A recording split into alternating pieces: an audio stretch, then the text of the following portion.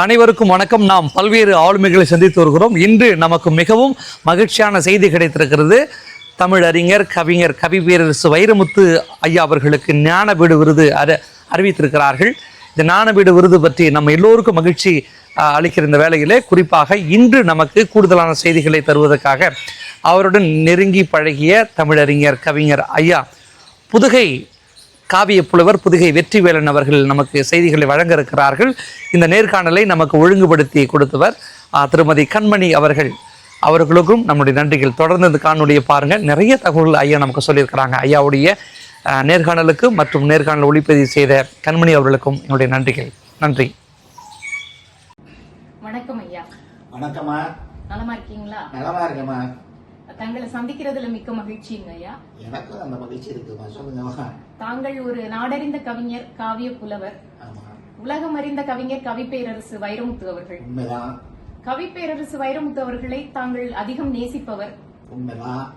தங்களோட நூல்களுக்கு ஐயா அணிந்துரை வழங்கி இருக்கிறார். தங்களோட நூலை வெளியிட்டிருக்கிறார். உண்மையும் உண்மை. ஐயாவுக்கு அண்மையில் ஞானபீட விருது அறிவிக்கப்பட்ட பொழுது தங்களுடைய மனநிலை எப்படி இருந்தது? உங்களோட உணர்வு எப்படி இருந்தது? அதை எப்படி சொல்லுவது தெரியவில்லை. அறிவித்த பொழுது எனக்குள் ஏற்பட்ட அந்த உணர்வுகளை வார்த்தைகளில் வடித்து சொல்வது என்பது அவ்வளவு எளிதானதல்ல. நான் உள்ளத்தால் உணர்ந்தவற்றை இன்னொருவருக்கு உணர்த்துவது என்பது அவ்வளவு எளிதாக இல்லை. அதற்கான வார்த்தைகள் எனக்கு வசப்படவில்லை. ஏனென்றால் அந்த அளவிற்கு அந்த இன்ப உணர்ச்சி எனக்கு ஏற்பட்டது.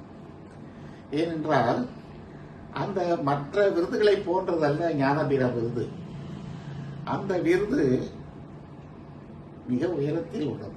எவரும் எட்ட முடியாத உயரத்தில் இருக்கிற விருதை ஒரு தமிழர், ஒரு தமிழ் கவிஞர், எனக்கு அறிமுகமான ஒரு கவிஞர், நான் நேசிக்கின்ற என்னை தூக்கிவிட்ட கவிஞர், அவருக்கு கிடைத்திருக்கிறது அந்த விருது என்று நினைக்கிற பொழுது எனக்குள் ஏற்பட்ட அந்த உணர்ச்சியை எப்படி சொல்வது என்று எனக்கு புரியவில்லை.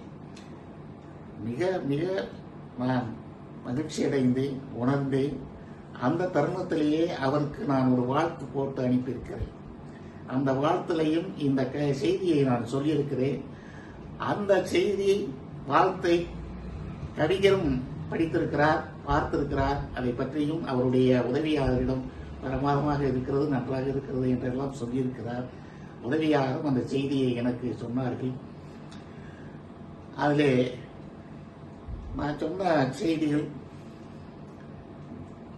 எவரும் எட்ட முடியாத ஒரு உயரத்தை கவிப்பேரரசு வைரமுத்து அவர்கள் எட்டியிருக்கிறார்கள்.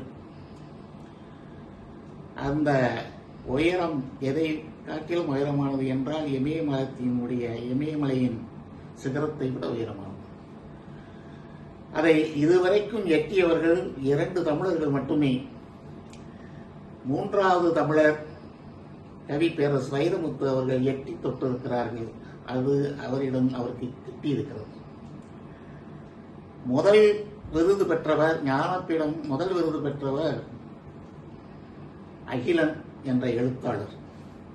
அவருடைய நாவலுக்காக 1975 அந்த விருதை அவர் பெற்றார். அதற்கு பிறகு ஏறக்குறைய ஒரு 27 ஆண்டுகள் கடந்ததற்கு பிறகு ஜெயகாந்தன் அவர்களுக்கு அந்த விருது வழங்கப்பட்டது. ஆனால் 23 ஆண்டுகளுக்கு பிறகு கவிப்பேரரசு வைரமுத்து அவர்களுக்கு இது கிடைத்திருக்கிறது என்றால் இது கவிப்பேரரசுக்கு மட்டும் பெருமை சேர்க்கக்கூடிய, புகழ் சேர்க்கக்கூடிய விருது அல்ல. ஒட்டுமொத்த தமிழர்களுக்கும், ஒட்டுமொத்த உலக தமிழர்களுக்கும், என்னை போன்ற கவிஞர்களுக்கும், எழுத்தாளர்களுக்கும் அதில் பங்கு உண்டு, பெருமை உண்டு. உலகம் முழுவதும் கொண்டாடக்கூடிய இந்த நிகழ்வு பெரும் மகிழ்ச்சிக்கு உரியது. கவிப்பேரரசு அவர்கள் பெற்ற மற்ற விருதுகள் பற்றி நேயர்களுக்காக கொஞ்சம் சொல்லுங்க. அந்த விருதுகள் நீண்ட பட்டியலமா. அந்த நீண்ட பட்டியலெல்லாம் எப்படி நம்ம அடுக்கி சொல்வது என்று தெரியவில்லை. இருந்தாலும் ஒரு குறிப்பிட்ட விருதுகளை மட்டும் நான் சொல்லுகிறேன். இலக்கிய அமைப்பில் கொடுத்தது 100கணக்கான விருதுகள் இருக்கின்றன. அவற்றையெல்லாம் நாம் இப்பொழுது பட்டியலிட வேண்டாம். குறிப்பிடத்தக்க அரசு விருதுகள் அவர் பெற்ற விருதுகள் ஏராளமான விருதுகள். அவர் எழுதிய கல்விக்காட்டு இதிகாசத்திற்கு சாகித்ய அகாடமி விருது கிடைத்தது. அதற்கு பிறகு பத்மபூஷன், பத்மஸ்ரீ விருதுகள், மத்திய அரசு விருதுகள் எல்லாம் கிடைத்தது. இதெல்லாம் மத்திய அரசுக்கு கொடுத்த விருதுகள் அல்லாமல் தமிழ்நாடு அரசு கொடுத்த விருதுகளும் உண்டு. அதில் பாவேந்தர் பாரதிதாசன் விருது குறிப்பிடத்தக்கது, கலைமாமணி விருது சொல்லத்தக்கது. அதை போன்று இன்னும் பிற விருதுகள் எல்லாம் அவர் பெற்றிருக்கிறார்கள். பாரதிதாசன் விருது அவர் கிடைத்த பொழுது நான் ஒரு இலக்கிய அமைப்பில் இருந்து அவருக்கு ஒரு பாராட்டு விழா நடத்தினேன். அந்த பாராட்டு விழா அந்த நாள் முதல்தான் அவரோடு எனக்கு தொடர்பு ஏற்பட்டது.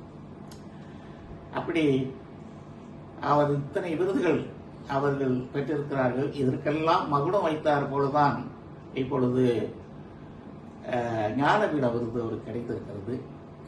இந்த விருது பெற வேண்டியவர்கள் நிறைய பேர் இருக்கிறார்கள், தகுதியுடையவர்கள் இருக்கிறார்கள். இருந்தாலும் கூட எல்லோருக்குமே அது கிடைப்பதில்லை, கிட்டுவதில்லை. இந்த விருது ஒரு கவிஞருக்கு கிடைத்திருக்கிறது. அந்த முதலில் சொன்ன அகிலனும் ஜெயகாந்தனும் எழுத்தாளர்கள், நாவலிஸ்ட். ஆனால் கவிஞருக்கு முதல் கவிஞர் இந்த விருதை பெறுகிறார் என்றால் அவர் கவிப்பரசு வைரமுத்து அவர்கள் மட்டுமே. அதனால் அது தமிழனுக்கு பெருமை, தமிழ்நாட்டிற்கு பெருமை, இன்னும் சொல்லப்போனால் உலக தமிழர்களுக்கே பெருமை உள்ளது என்று சொல்லலாம். அந்த அளவுக்கு இத்தனை விருதுகள் அவர்கள் பெற்றிருக்கிறார்கள். இந்த உயரிய விருதுகளான ஞானபீட விருது, சாகித்ய அகாடமி விருது, பாரத ரத்னா விருது, இந்த விருதுகளை பற்றி கொஞ்சம் விளக்க முடியுமா? ஆமா, இது ரொம்ப முக்கியமான விருதுகள். 3 விருதுகளுமே நீங்க குறிப்பிட்ட அந்த 3 விருதுகளுமே மிக முக்கியமான விருது. மிக முக்கியமானவர்களுக்கு மட்டும்தான் அந்த விருது கொடுக்கப்படுகிறது. எல்லோருக்கும் அந்த விருது கிடைத்து விடுவதில்லை. பாரத ரத்னா விருது பெற்றவர்கள் தமிழ்நாட்டை சார்ந்தவர்கள் எனக்கு தெரிய 2 பேர் நினைவில் இருக்கிறார்கள். ஒன்று MS சுப்புலட்சுமி, இன்னொன்று எம்ஜிஆர். இந்த 2 பேருமே இறந்ததற்கு பிறகு அந்த விருது அவர்களுக்கு கொடுக்கப்பட்டதாக நினைவு. சாகித்ய அகாடமி விருதுக்கும் ஞானபீட விருதுக்கும் மிகப்பெரிய ஒரு வித்தியாசம் உண்டு. என்னவென்றால், ஒரு ஆண்டுக்கு 22 விருதுகள் சாகித்ய அகாடமி விருது கொடுக்கிறார்கள். ஆனால் ஞானபீட விருது ஒரு ஆண்டுக்கு ஒருத்தருக்கு மட்டும் கொடுக்கிறார்கள். அது என்ன கணக்கு என்றால், மத்திய அரசு வச்சிருக்க 7வது அட்டவணையில் 22 மொழிகள் தேசிய மொழிகளாக இருக்கின்றன. அந்த தேசிய மொழிகளுக்கு ஆண்டுதோறும் ஒரு மொழிக்கு ஒரு விருது கொடுக்கிறார்கள். அது சாகித்ய அகாடமி விருது. அந்த சாகித்ய அகாடமி விருது கவிப்பரசு வைரமுத்து அவர்களும் பெற்றிருக்கிறார்கள். அவருடைய கல்விக்காட்டு இதிகாசம் என்ற நூலுக்கு அந்த விருது கிடைத்திருக்கிறது. ஆனால் இந்த 22 மொழிகளுக்கும் ஆண்டுதோறும் ஞானபீட விருது கொடுக்கப்படுவது இல்லை. இந்த 22 மொழிகளுக்கும் ஒரு ஆண்டுக்கு ஒருத்தருக்குத்தான் அந்த விருது கொடுக்கப்படுகிறது. அப்படி கொடுக்கிறதுனால இந்த நீண்ட இடைவெளி ஏற்படுகிறது. முதல் விருது அகிலன் பெற்றார், அதுக்கப்புறம் ஜெயகாந்தன் பெற்றார், இப்பொழுது கவிப்பேரசு அவர்கள் பெற்றிருக்கிறார்கள். இந்த 3 பேருக்கும் இடைவெளியை நாம் பார்க்க முடிகிறது. ஞானபீட விருது பெறும் தகுதி இருந்தும் சிலர் அந்த விருதை பெறாமலேயே இறந்து விட்டார்கள் என்ற வருத்தம் தங்களுக்கு உண்டா? அப்படியானால் யாருக்கெல்லாம் அந்த விருது வழங்கப்பட்டிருக்க வேண்டும் என்று தாங்கள் நினைக்கிறீர்கள்? நிச்சயமாக இந்த கேள்விக்கு நேற்றுக்கே ஒரு பதிவு கவிப்பேரசு வைரமுத்து அவர்கள் பிரஸ் மீட்டிங்ல அந்த ரிப்போர்ட்டருக்கு இந்த கேள்வியை கேட்ட பொழுது அவரே சொல்லியிருக்கிறார். நிறைய பேர் தகுதி உடையவர்கள், ஆனால் அவர்களுக்கெல்லாம் இந்த விருது கிடைக்காமலேயே அவர்கள் இறந்து விட்டார்கள். அவர்கள் கனவு கொண்டிருந்தார்கள், நம்மளுக்கு கிடைக்கும் வாய்ப்பு இருக்கிறது என்று எண்ணியவர்கள் எல்லாம் உண்டு. அப்படி பார்க்கிற பொழுது என்னுடைய பார்வையில் அந்த விருதுக்கு முற்றிலும் தகுதி உடையவர் டாக்டர் அவி நடராஜன் அவர்கள். அவருக்கு அந்த விருது கிடைக்கவில்லை. தே ஞானசுந்தரம் அண்மையில் காலமானார், மிகப்பெரிய தமிழறிஞர். அவருக்கு அந்த விருது கிடைக்கவில்லை. ஈரோடு தமிழன்பன் மிகப்பெரிய கவிஞர், பாரதிதாசனுடைய சீடர், மாணவர். எனக்கு மரபு கவிதையில் என்னை வழி நடத்தியவர். அந்த பெருந்தகைக்கு அந்த விருது கிடைத்திருக்க வேண்டும், அது கிடைக்கவில்லை. ஞானசுந்தரமும் ஐயா ஈரோடு தமிழன்பன் இருவருமே இப்பொழுது காலமாகிவிட்டார்கள். அந்த வருத்தம் எனக்கு உண்டு. அந்த வருத்தத்தை நேற்றைக்கு பேட்டியில் கவிப்பேரரசு வைரமுத்து அவர்களும் குறிப்பிட்டார்கள். வாழும் தமிழறிஞர்கள் யாருக்கெல்லாம் இந்த விருது கிடைக்கணும்னு தாங்கள் நினைக்கிறீர்கள் ஐயா? பெறாமல் இறந்து போனவர்களுக்கு ஒரு வருத்தம் இருந்தாலும் இருக்கிறவர்களுக்காவது இந்த விருது தகுதி உடையவர்களுக்கு கொடுக்க வேண்டும் என்று கொடுத்தால் தமிழ்நாட்டுக்கும், தமிழ் மொழிக்கும், தமிழர்களுக்கும், எனக்கும் மற்ற பெருமை சேரும். அப்படி என்னுடைய பார்வையில் இன்றைக்கு மூத்த தமிழறிஞர் 90 வயதை கடந்து தமிழுக்கு தொண்டாற்றிக் கொண்டிருக்கிறவர், ஒரு பல்கலைக்கழகத்தின் துணைவேந்தராக இருந்தவர், மூத்த முதுமுனைவர் ஐயா ஏ சுந்தரமூர்த்திக்கு இந்த விருது மிக பொருத்தமான விருது. அதுவல்லாமல் இன்னொரு துணைவேந்தராக இருந்த துணைவேந்தர் பொற்கோ, அவரும் இந்த விருதுக்கு முழுமையான தகுதி உடையவர். எழுத்தாளர், இலக்குனருடைய திருமகன், மறைமலை இலக்குனர், நல்ல எழுத்தாளர், சொற்பொழிவாளர். அவரும் இந்த விருதுக்கு தகுதி உடையவர்கள். இவர்களெல்லாம் வாழும் அறிஞர்கள். வாழும் கவிஞர் என்று பார்த்தால் மு. மேத்தா, அவரும் 90 வயதை கடந்து 100ஐ எட்டிக் கொண்டிருக்கிறவர், தொட்டுக் கொண்டிருக்கிறவர், மிகப்பெரிய கவிஞர். கவிஞருக்கு என்று மேத்தாவை கொடுக்கலாம், அறிஞர்கள் என்று ஈ. சுந்தரமூர்த்தி, பொற்கோ, மறைமலை இலக்குனர்கள் கொடுத்தால் இந்த தமிழ்நாடும், தமிழகமும், தமிழ் மொழியும் இந்த அமைப்புக்கு நன்றி கடன்பட்டிருக்கும். இந்த விருது நியாயமாக வழங்கப்படுகிறதா? இதில் பாரபட்சம் ஏதேனும் இருக்கிறதா? தங்களுடைய கருத்து என்ன? என்னுடைய பார்வையில் அதில் பாரபட்சம் இருப்பதாகத்தான் எனக்கு தோன்றுகிறது. ஏன் நான் அப்படி சொல்கிறேன் என்றால், இந்த விருதுகள் வழங்கப்பட்டிருப்பதை பார்க்கிற பொழுது ஒவ்வொரு மொழிக்கும் அவர்கள் வழங்கியிருக்கிற விருதுகளை பார்த்தால் தமிழ் மொழி புறக்கணிக்கப்படுகிறது, தமிழர்கள் புறக்கணிக்கப்படுகிறார்கள் என்றுதான் தோன்றுகிறது. தமிழ் மொழியினுடைய வயது என்ன தெரியுமா? 7000 ஆண்டுகளுக்கு முற்பட்டது. அதற்கு பின்னால் தான் அது சீன மொழியாக இருந்தாலும் சரி, சமஸ்கிருதமாக இருந்தாலும் சரி, எல்லா மொழிகளுமே அதுக்கு பின் வந்த மொழிகளிலே உயிரோடு இருக்கக்கூடிய ஒரே ஒரு மொழி, 6 மொழி செம்மொழியிலே உயிரோடு இருக்கக்கூடிய 2 மொழிகள் தான் இன்றைக்கு அந்த செம்மொழியிலே உயிரோடு இருக்கு. ஒன்று தமிழ், இன்னொன்று சீன மொழி. மற்ற மொழிகள். ஆனால் அவ்வளவு மூத்த மொழிக்கு எத்தனை விருது கிடைத்திருக்கிறது? இந்த ஞானபீடம் வெறும் 3 விருதுகள் தான் கிடைத்தது. ஆனால் இந்தி மொழிக்கு 12 விருதுகள் கிடைத்திருக்கின்றன. ஆனால் இந்தி மொழி தமிழ் மொழியை விட மூத்த மொழி அல்ல. தமிழில் உள்ள இலக்கியங்களைப் போல இந்தியில் அவ்வளவு பெரிய இலக்கியங்கள், வரலாற்று இலக்கியங்கள் இல்லை. இருந்தாலும் அந்த மொழி 12 கிடைத்திருக்கிறது. கன்னட மொழிக்கு 8 கிடைத்திருக்கிறது. வங்க மொழிக்கும் மலையாள மொழிக்கும் 4 விருதுகள் கிடைத்திருக்கின்றன. ஆனால் தமிழ் மொழிக்கு மட்டும் 3 விருதுகள் தான் இதுவரைக்கும் ஞானபீட விருது கிடைத்திருக்கிறது என்பதிலே பார்க்கிற பொழுது அதில் வஞ்சம் இருக்கிறது. வஞ்சிக்கப்பட்டிருக்கிறார்கள் தமிழர்கள். தமிழ் எழுத்தாளர்களை விட, தமிழ் கவிஞர்களை விட, வள்ளுவனை விட, கம்பனை விட, பாரதியை விட எந்த மொழியிலும் எந்த கவிஞனும் தோன்றியதில்லை. ஆனால் அவர்கள் வஞ்சிக்கப்படுகிறார்கள் என்றுதான் பாரபட்சம் இருப்பதாகத்தான் நான் கருதுகிறேன். நான் இப்பொழுது சொன்ன புள்ளிவிவரங்களில் இருந்து நீங்கள் அதை புரிந்து கொள்ளலாம். நிறைவாக ஒரு கேள்வி இல்லையா? கவிப்பேரரசு அவர்களுடன் காவிய புலவர் அவர்களுக்கு தொடர்பு எப்பொழுது ஏற்பட்டது, எப்படி ஏற்பட்டது? அது ரொம்ப சுவையான ஒரு இதுமா. அது நான் ரொம்ப சுருக்கமாக சொல்லணும் நேரம் இல்லைங்கிறதுனால அது ரொம்ப விரிவான எங்களுடைய தொடர்பு. அவருடைய பரம ரசிகன் நான். அவருக்கு நடத்துகின்ற விழாக்களானாலும் சரி, அது பிறந்த நாள் விழாவாக இருந்தாலும் எல்லா விழாக்களுக்கும் அவருடைய நூலை வாசிக்கிற பொழுது எனக்குள் ஏற்படுகின்ற உணர்வுகளை எல்லாம் கவிதையாக வடித்து நான் அவருக்கு அனுப்புவதும் அவர் அதற்கு பதில் எனக்கு அனுப்புவதுமாக ஒரு வாடிக்கை இருந்து கொண்டிருந்தது. அந்த காலகட்டத்தில் அப்பொழுதுதான் அவருக்கு பாரதிதாசன் விருது வழங்கப்பட்டது. அந்த விருதுக்கு நான் ஒரு பாராட்டு விழாவை நடத்தினேன். அங்கிருந்து அவரோட எனக்கு ஒரு நெருக்கமாக பழகக்கூடிய ஒரு வாய்ப்பு கிடைத்தது. ஆண்டுதோறும் அவருடைய பிறந்த நாள் விழா ஜூலை மாதம் 13ஆம் தேதி. அந்த 13ஆம் தேதி அவருடைய பொன்மணி கல்யாண மண்டபத்தில் தான் அந்த விழா நடந்து கொண்டிருந்தது. அந்த விழாவுக்கு தொடர்ந்து நான் போய் அந்த பிறந்த நாள் விழாவுக்கு ஆண்டுதோறும் நான் அவருக்கு கவிதை அனுப்புவதும், மறுநாள் காலையில் பிறந்த நாளில் அவரை சந்திப்பதும், அந்த கவிதை பற்றி அவர் சாகித்து அவருடைய கவிதை படித்து சிறப்பாக இருந்தது என்று அவர் என்னை பாராட்டுவது ஒரு வாடிக்கையான ஒரு மகிழ்ச்சியான நிகழ்ச்சி இது. அப்படி ஒரு ஆண்டு நான் அவருக்கு ஒரு கவிதை அனுப்பியிருந்தேன்.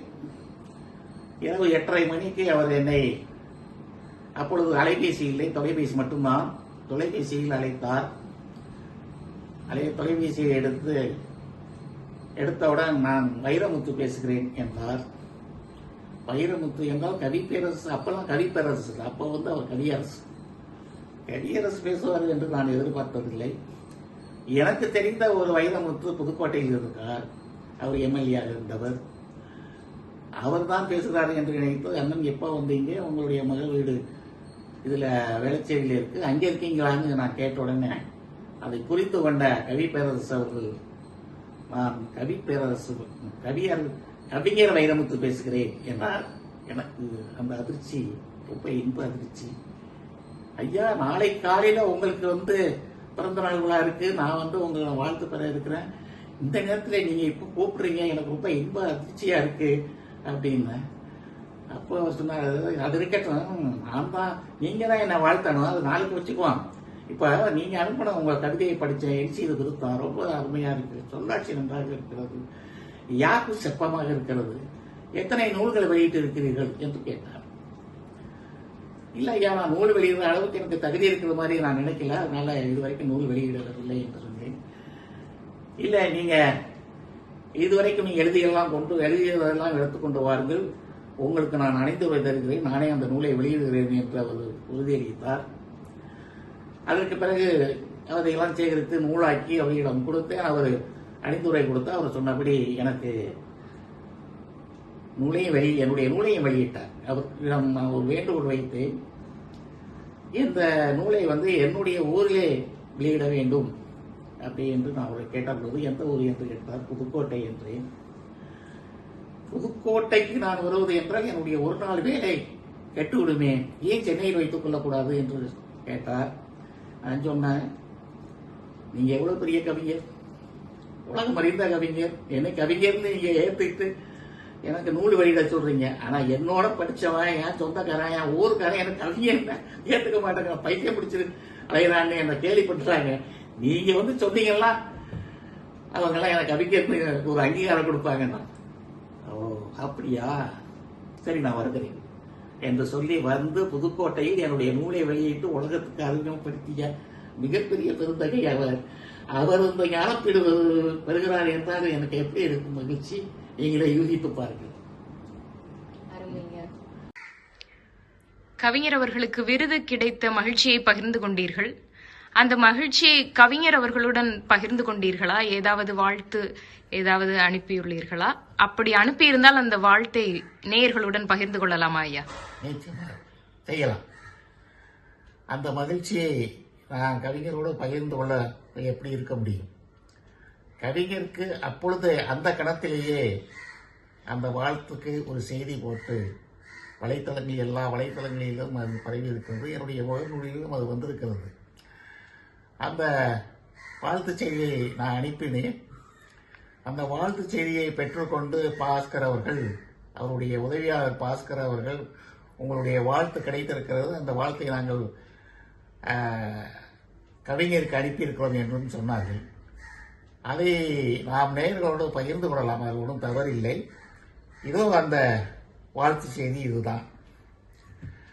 வான்புகழ் வைரமுத்து பெறுகிறார் ஞானப்பீடம் விருது. வான்புகழ் வைரமுத்து பெறுகிறார் ஞானப்பீடம் விருது. விருதுகளின் தலைப்பீடம் ஞானப்பீடம். இதன் உயரம் இமயத்தின் சிகரம். இந்த உயரத்தை எட்டித் தொடும் ஆற்றல் ஞானிகளுக்கு மட்டுமே உண்டு. இதுகாரும் இந்த சிகரத்தை எட்டி தொட்டவர்கள் 3 ஞானிகள். முதல் 2 ஞானிகள் தமிழ் ஞானிகள். 3ஆம் ஞானி கவிஞானி வைரமுத்து அவர்கள். ஆம், முதல் ஞானி எழுத்தாளர் அகிலன், 2ஆம் ஞானி ஜெயகாந்தன். இந்த இருவரும் கதைஞானி, கவிஞானி அல்லர். இவர்கள் எழுதிய நாவலுக்காக ஞானபீடம் விருது பெற்றார்கள். 1975 அகிலன் அவர்கள் ஞானபீட விருது பெற்றார்கள். 2002 ஜெயகாந்தன் அவர்கள் இந்த விருதினை பெற்றுள்ளார்கள். நீண்ட இடைவெளிக்கு பிறகு கவிப்பேரரசு வைரமுத்து அவர்கள் இந்த விருதை பெறுகிறார். கவிஞர்களில் ஞானப்பீடம் விருது பெறும் முதல் கவிஞர் வடுகப்பட்டியில் விளைந்த கருப்பு வைரம் நம் கவிஞர் தான். ஞானப்பீடம் பெற்ற பெரும் புகழும் பெருமையும் கவிப்பேரரசு வைரமுத்துக்கு மட்டும் சொந்தமல்ல. அப்படியான கவி குலத்திற்கே சொந்தம். உலக தமிழருக்கே கிடைத்த பெருமையாக நாம் இந்த விழாவை கொண்டாடலாம். இதுகாரும் கவிப்பேரரசு வைரமுத்து அவர்கள் பெற்றுள்ள விருதுகளை ஒரு கணம் எண்ணி பார்த்தால், நினைத்து பார்த்தால் வியப்பு விண்ணை முட்டுகிறது. கள்ளிக்காட்டு இதிகாசத்திற்காக சாகித்ய அகாடமி விருது பெற்றார். மத்திய அரசின் பத்மபூஷன் பத்மஸ்ரீ விருதுகள் பெற்றுள்ளார். 7 முறை இவர் எழுதிய திரைப்படங்களுக்காக 7 முறை மத்திய அரசினுடைய தேசிய விருது பெற்றிருக்கிறார். தமிழ்நாடு அரசு வழங்கிய பாரதிதாசன் விருது, கலைமாமணி விருது என்று பட்டியல் நீள்கிறது.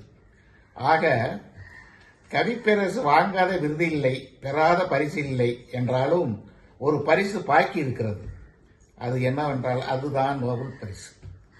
அந்த விருது பெறும் நாளும் தொலைவில் இல்லை என்றே தோன்றுகிறது. இப்பொழுது பாரதி இருந்திருந்தால் என்ன சொல்லியிருப்பான்? வான்புகழ் வள்ளுவனோடு கவிப்பேரரசு வைரமுத்து அவர்களை இணைத்து வான்புகழ் வைரமுத்து என்று புகழ்மாலை சுட்டியிருப்பான். கவிப்பேரரசு வைரமுத்து அவர்களை ஊர் பாராட்டுகிறது, உலகம் வாழ்த்துகிறது. கவிப்பேரரசு வைரமுத்து அவர்கள் விரைவில் நோபல் பரிசு பெற வேண்டும் என்று உலக திருக்குறள் பேரவை செங்கல்பட்டு மாவட்டம் வாழ்த்தி பாராட்டுகிறது என்று இப்படி காவிய புலவர் புதுகை வெற்றிவேலன் தலைவர் உலக திருக்குறள் பேரவை என்று அந்த வாழ்த்து செய்தியை நான் அனுப்பியிருக்கிறேன். தங்களுடன் உரையாடியதில் மிக்க மகிழ்ச்சிங்கய்யா. நன்றி. நன்றி மேம், மிக்க மகிழ்ச்சி. நன்றி.